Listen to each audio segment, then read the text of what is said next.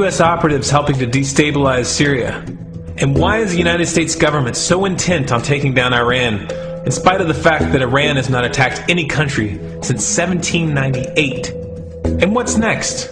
What are we headed for? When you look at the current trajectory that we're on, it doesn't make any sense at all if you evaluate it based on what we're taught in school. And it doesn't make any sense if you base your worldview on the propaganda that the mainstream media tries to pass off as news. But it makes perfect sense once you know the real motives of the powers that be. In order to understand those motives, we first have to take a look at history. In 1945, the Bretton Woods Agreement established the dollar as the world reserve currency, which meant that international commodities were priced in dollars.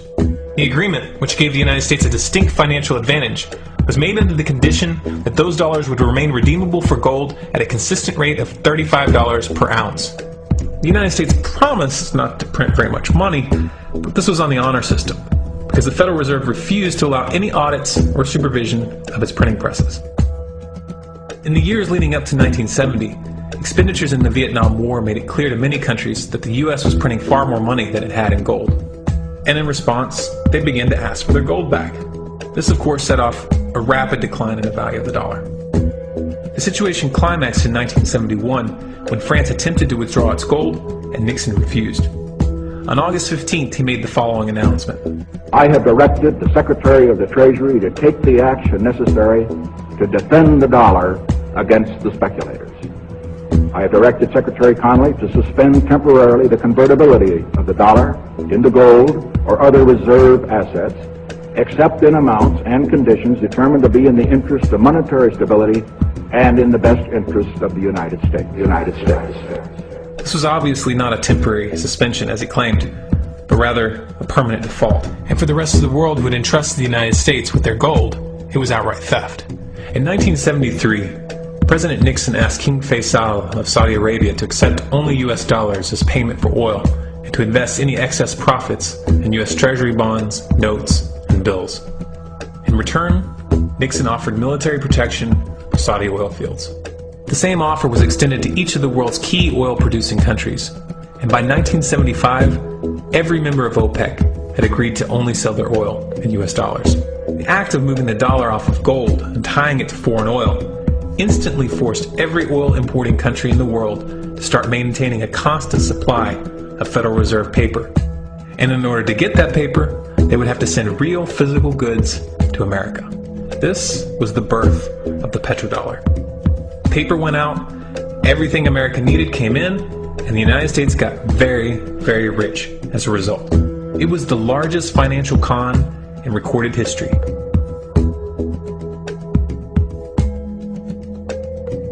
The arms race of the Cold War was a game of poker.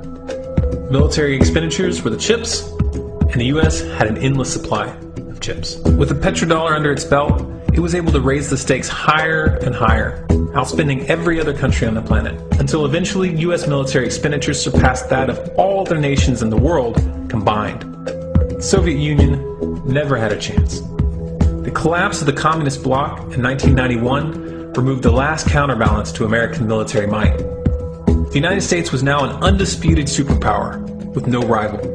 Many hoped that this would mark the beginning of a new era of peace and stability. Unfortunately, there were those in high places who had other ideas. Within that same year, the U.S. invaded Iraq in the First Gulf War. And after crushing the Iraqi military and destroying their infrastructure, including water purification plants and hospitals, crippling sanctions were imposed which prevented that infrastructure from being rebuilt. These sanctions, which were initiated by Bush Sr. and sustained throughout the entire Clinton administration, lasted for over a decade and were estimated to have killed over 500,000 children. The Clinton administration was fully aware of these figures. We have heard that 500,000 children have died. I mean, that's more children than died in Hiroshima. And you know, is the price worth it? I think this is a very hard choice, but we think the price is worth it. Miss Albright, what exactly was it that was worth killing 500,000 kids for? In November of 2000, Iraq began selling its oil exclusively in euros.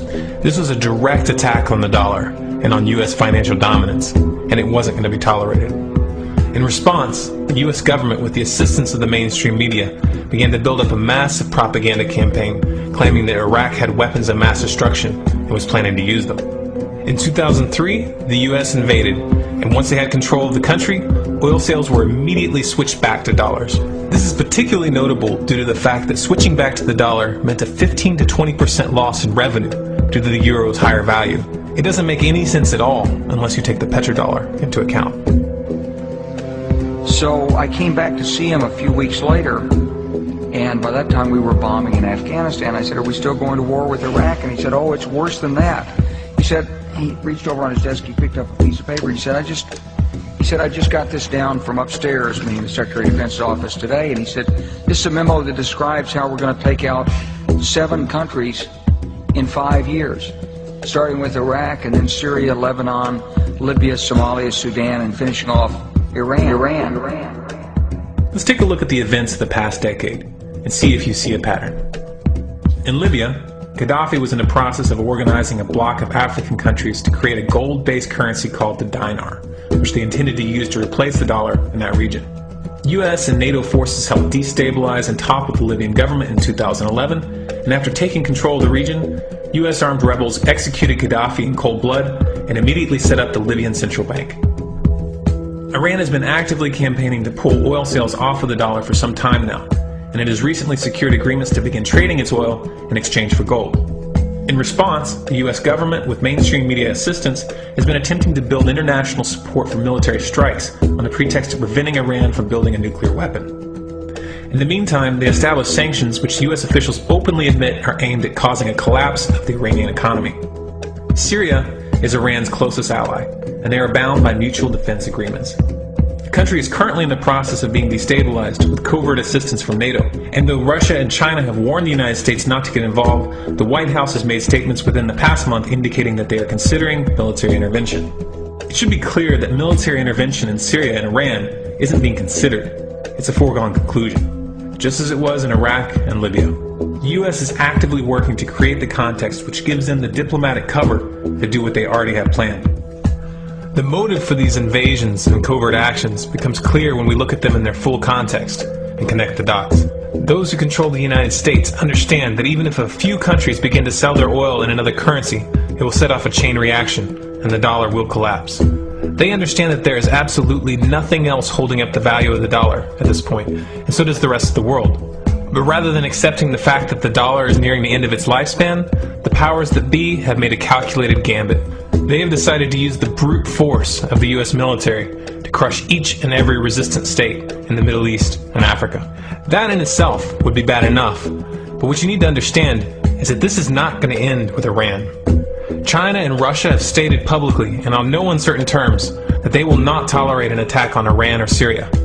Iran is one of their key allies, one of the last independent oil producers in the region, and they understand that if Iran falls, then they will have no way to escape the dollar without going to war. And yet the United States is pushing forward in spite of the warnings.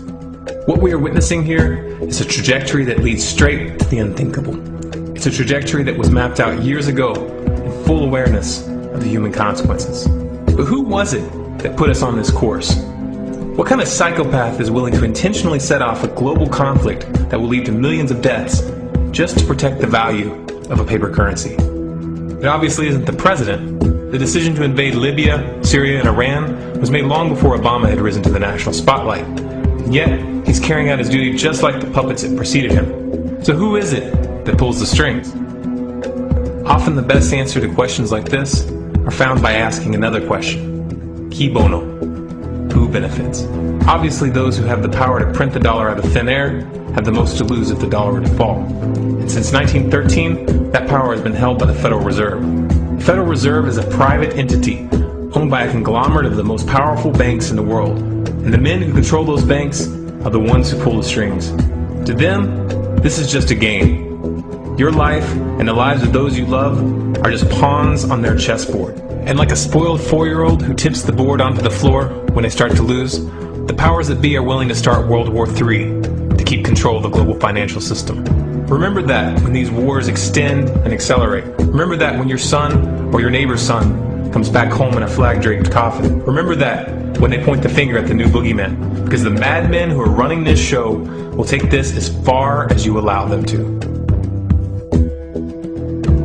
So how much time do we have left? It's a question I hear constantly, but it's the wrong question. Asking how much time we have left is a passive posture. It's the attitude of a prisoner who's waiting to be taken out to a ditch and shot in the back of the head. What are our chances? Can we change course?